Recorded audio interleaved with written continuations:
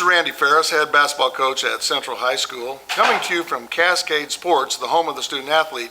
On today's Coach's Corner program, I have Albert Collins, the head coach at ACE Academy here in Kansas City.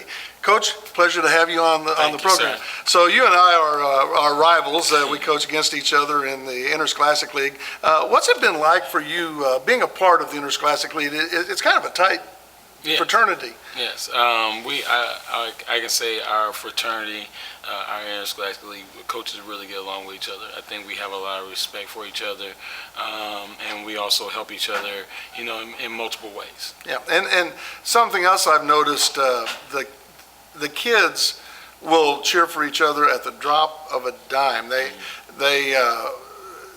It's not only tight with the coaches, but it's also tight with the kids in the district. I think part of that is because they know that we're all in this together, and we have some disadvantages that we all share going forward. And can you comment about the tightness on the players? One thing, like even in the summer, some of your kids, they come and work out with my kids in the summer. I think with night hoops and them playing recreationally, at Southeast Community Center or down at the Gregg Center, a lot of them intertwine.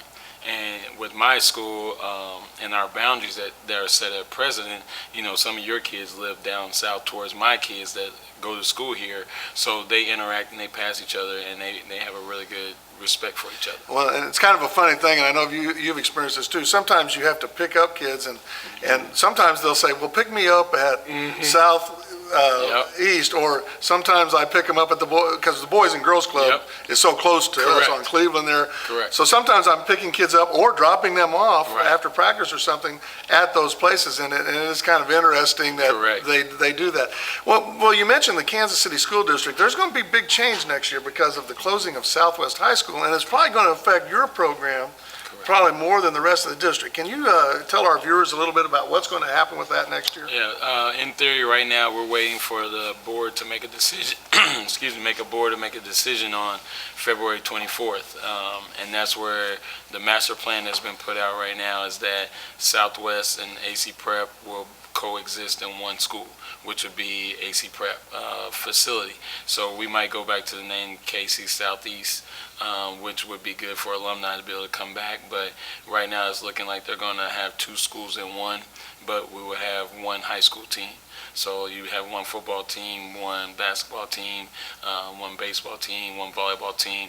They will all coexist together.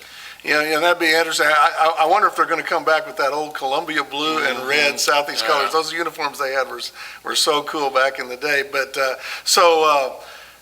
it's got a good chance that your program is going to get an influx of some talent, and it could be a good thing for your program? Yes, because before that, they were mentioning that we would actually go back to a neighborhood school as well.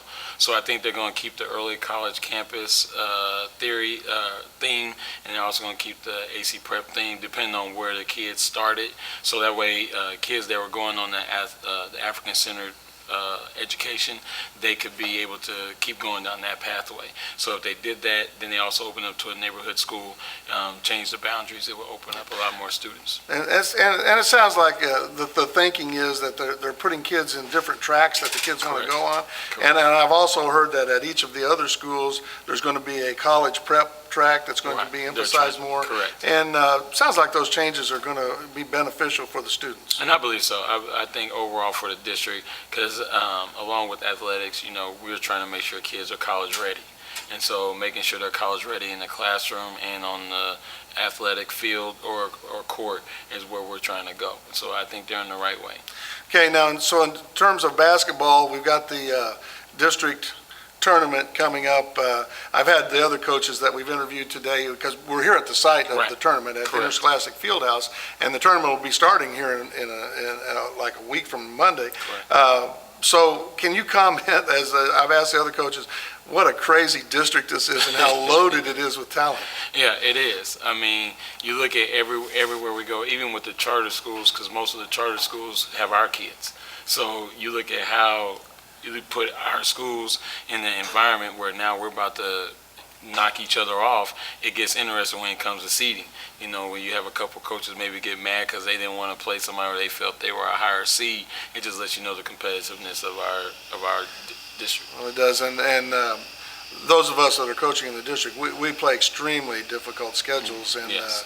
we just kind of try to survive our schedule and get to the district and see where the chips fall. So, well, Coach Collins, it's been really good talking to you here Yes, sir. today, and we'll be seeing each other Yes, sir. time after time down the road. Yes, sir. And as I always say, as we close out on Coach's Corner, go hard or go home. I'm IFBB Bikini Pro Kat Williams, and when I'm not working out in the gym, I'm searching the web on Cascade Media and What's Up Kansas City. So make sure you check them out.